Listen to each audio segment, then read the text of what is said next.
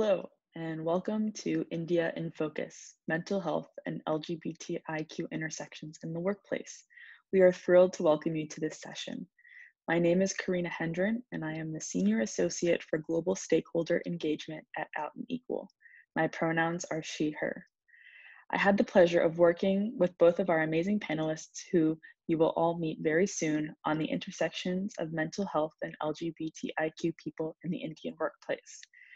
The panelists and I will be in the chat function throughout the presentation, and we are happy to answer any questions you may have about the content that we are discussing. It goes without saying that these are tough times for everyone.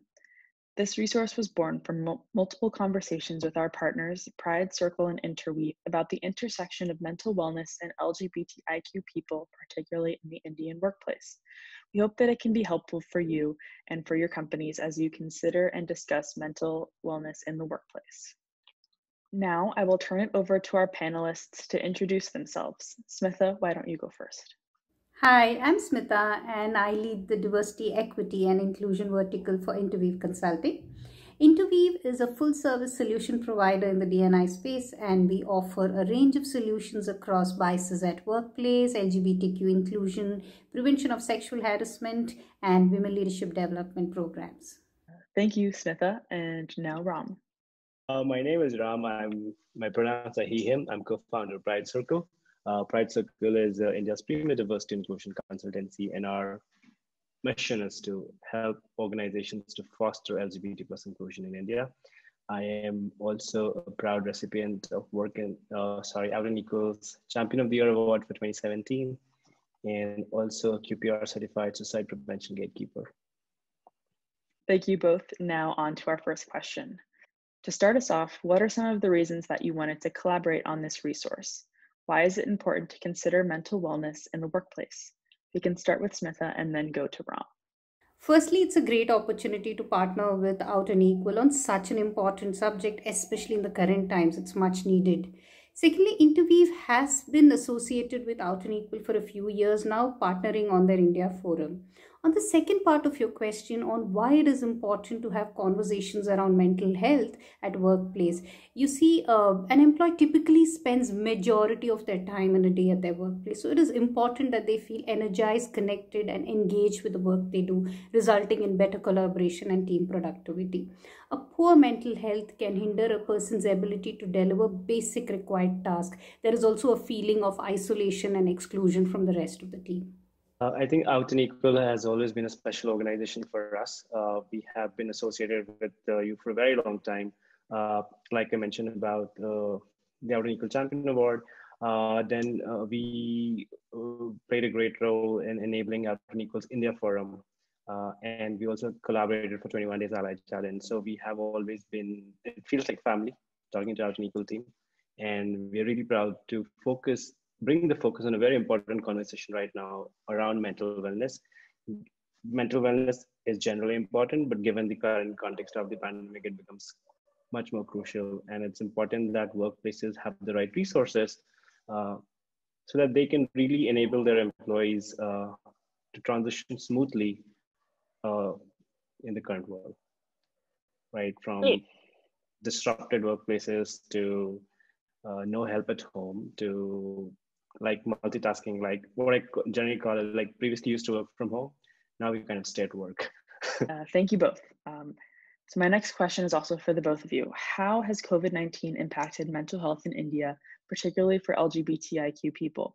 Let's start with Ram this time. There are 5 sections I would talk about in that when we talk about mental health. One is obviously the constant fear of getting it. Like every time you step out to get groceries or for anything else, you're always afraid of exposure.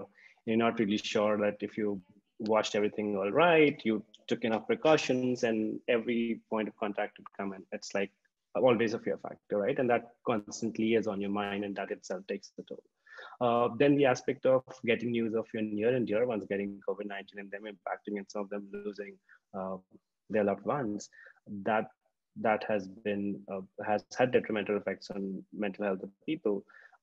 The second aspect is about either pay cuts or loss of livelihoods. A lot of people have suffered that. And the third is fear of loss of livelihood. If people who have not already lost their jobs, they're always in the fear, what would the next paycheck be? Whether they'll be cut there or will there be layoffs in my organization? So that is a constant fear in everyone's mind. The third aspect is people who have moved back to live in with their parents to save cost on rentals and other things. They have suddenly realized that diminishing safe space, all the aspects of self-expression. And so when you're home alone, you could paint your nails, you could dress away, which you can't do back home. So there are more heteronormative restrictions in terms of dressing, appearance, tonality. And then you're disconnected from all the safe spaces, which could be a get together, which could be just a weekend party. All of that has been taken away, and you are in your hometown city, which may not be a metro city and may not have that kind of support system available for LGBT people. I think the fourth set of people would definitely be people who are staying alone. So working from home may not be new for people, but working from home in a pandemic is definitely new. It comes with taking care of all the household chores, taking care of back-to-back meetings, and not having a space to vent out, not having a space to go and hug somebody. So the aspect of missing physical connection, missing small smoke break or a cup of tea with a friend, right? Those things which kind of brought some happiness, some joy, has to kind of been taken away, and everything has become virtual. So it has become like a non-stop meeting we're living in, and that has taken a toll on mental health. And especially for the marginalized LGBT community, people who are not out and are at home, there are multiple more trigger points, especially for trans people.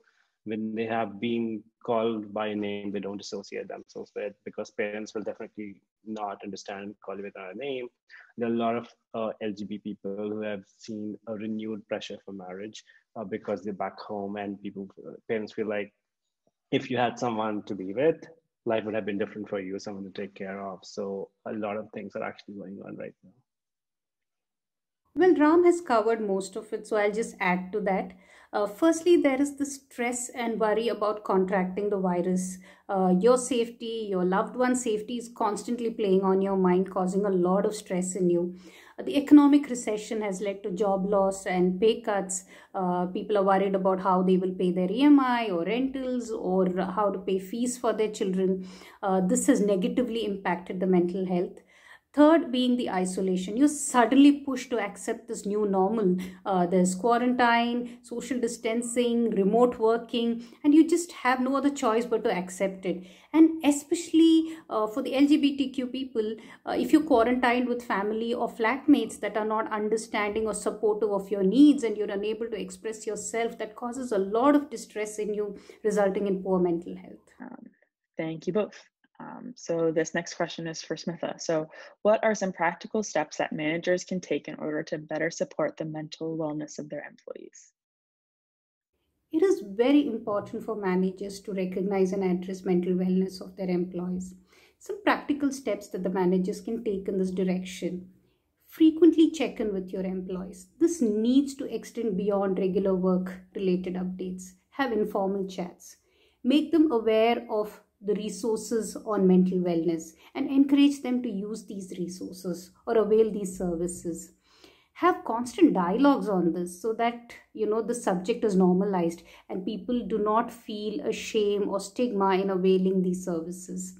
Lastly, guide them to the right resources or platforms, whether it is a self-diagnostics to figure out their own mental wellness, or availing telephonic counseling services, or visiting a trained counselor. Thank you, Smitha. Now turning back to Ram. In this resource, we added a case study about the impact that a welcoming workplace had on a gay man coming out at work. Can you speak more to this case study and to the importance of creating these welcoming environments?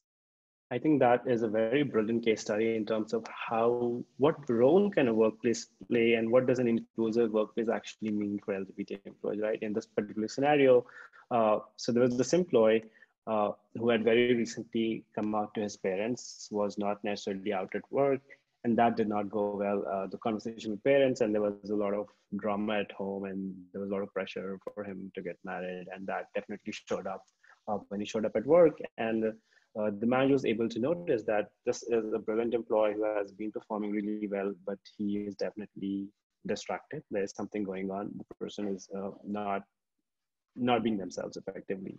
So the manager was observant enough to pick up those cues and was able to build a safe conversation with the employer, so that the employer felt safe enough to open up to the manager, and that's how he came out to his manager.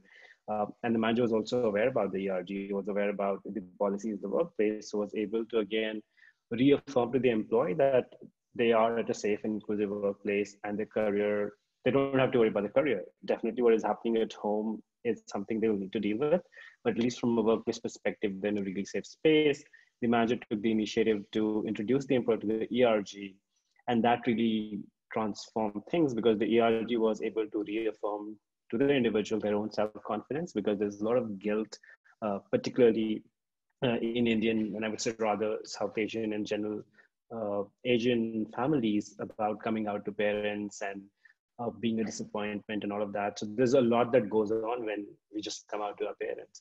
And the ERG members were really able to create a safe space where the person got to hear stories of other people who have been in similar journeys, similar spaces, and how they were able to come out of it. And they provided that echo chamber and a space, not just like from a ERG workplace policies perspective, but having that one-on-one conversation. People were invested to ensure that they're able to do a touch point, that the employee is able to reach out to members of the ERG and talk about how things are progressing in the day-to-day conversation with the parents. So actually one of the ERG members also volunteered to talk to his mother about that nothing is wrong with your kid, and this is what it means to be LGBT. And he also offered for that parent to talk to his parents. And that really transformed the conversation at home. So from a perspective of getting the right policies benefit, having a manager who was observant, is aware about the LGBT initiative of the workplace, was able to connect with the ERG, and the ERG playing such a crucial role in supporting that employee at that one downtime, really encourage the employee to know that that employee is in a really great workplace and build a really good career there.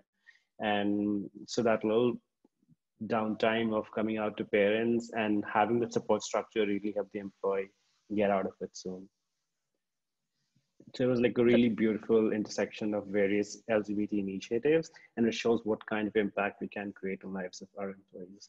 Thanks for that, Ram. Now, Smitha, you've mentioned them a bit before, but how have employee assistance programs been implemented in the Indian workplace context? What are some success stories and what have been some challenges?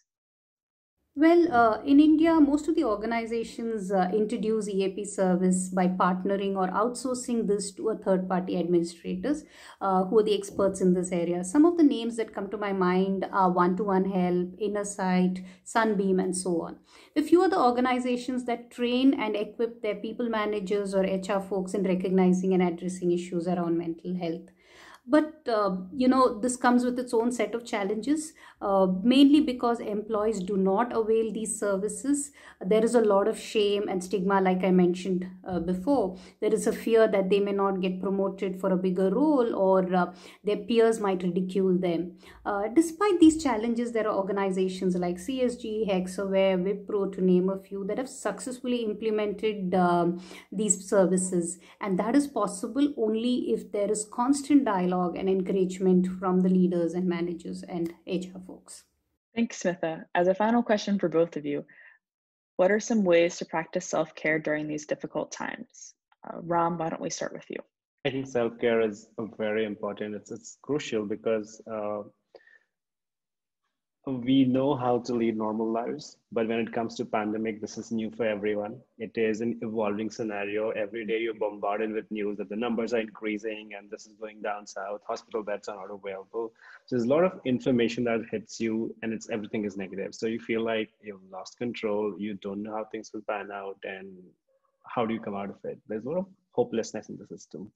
I think when it comes to self-care, having a space where, and it could be just a simple 10-minute ritual in the bathroom, right? Especially in a space, if you're not in a queer-friendly space, like it could be flatmates, it could be parents who are not inclusive or who don't accept the LGBT kids.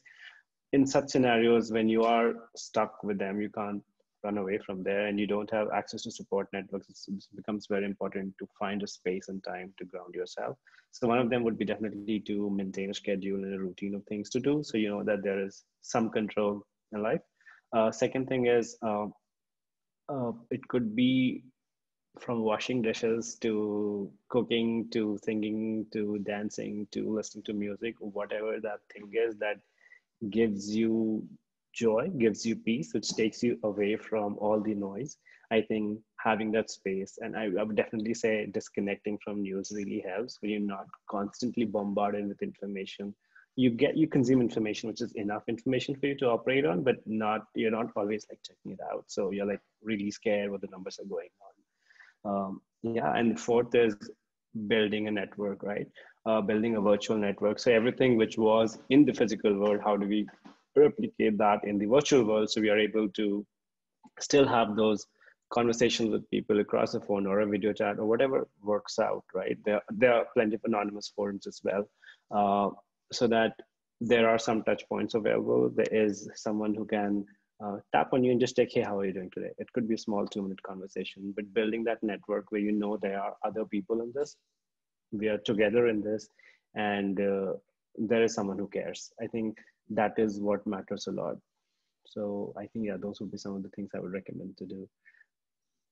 We also did a series of webinars with Salesforce and Suicide Prevention India Foundation earlier. So we did touch upon various topics around loneliness, because that is a very big problem with the LGBT community. And loneliness is not necessarily, you can be in a company of people and friends, but who don't really get you. So how do you beat that? How do you deal with that, especially in a scenario where you're trapped in home, right? Then unique challenges of the trans community, because when you are a marginalized community, even in difficult times, you may be sometimes the last set of people to receive that aid. You may be the last set of people care about, right? So how do you still sustain yourself through that? And reconnecting with allyship, and I really request all allies to step up, because more difficult times need more allyship. So it's more important that our allies are visible and vocal and available. And it could be a small conversation that could be a lifesaver. Yeah. I think all of us are struggling and dealing with this pandemic in our own ways. Some self-care tips that has worked for me is maintain a schedule for the week or day, and I try my best to stick to this routine. Second is frequently connect with my family and friends who form a part of my support group. We constantly check in on each other. Third is picking up a hobby that I've always wanted to pursue but never had the time before. Uh, Fourth would be indulge in some form of physical activity, whether it is walking, cycling, yoga, or even some kind of sport through the day. And lastly, and most importantly, something that has really worked for me is staying away from all that toxic news and updates about the pandemic or coronavirus played out in the media. And thank you both. I'll turn it back to each of you to offer some closing remarks, and I'll hand it over to Smitha first. I'd like to thank Out and Equal for giving us an opportunity to work on such an important subject. We're really excited about this resource. We had a great time working with Pride Circle and Out and Equal in putting this guidebook together. I'm sure this is going to be very useful for managers and leaders to recognize and check in on their own mental health, as well as look out for the well-being of their employees. Thank you. Super excited for this research to come out, and we're looking forward to launch it soon. And we really encourage everyone to take a look at it, and for organizations to take mental health seriously the way they look at physical health, because at the end of the day, we all care about the well-being of our employees, and mental health is becoming an increasingly important topic because it does also affect the physical health of the individual. So the sooner we learn about it, the sooner we figure out how do we really create an enabling and safe workplace so that people feel safe enough to even discuss this topic, right? Because there's a lot of stigma around the topic. So I think it's important that employers, people managers are aware about the vocabulary, are aware about having a conversation on mental health, not just providing EAP resource, but just generally, because we also don't realize that sometimes our managers and our teams could be the people we generally have a conversation every single day, or the maximum conversation over a period of time. And they could be the ones who could observe change in pattern, change in behavior, which even our friends may not, because we are anyway isolated from people and who we don't have as many touch points with.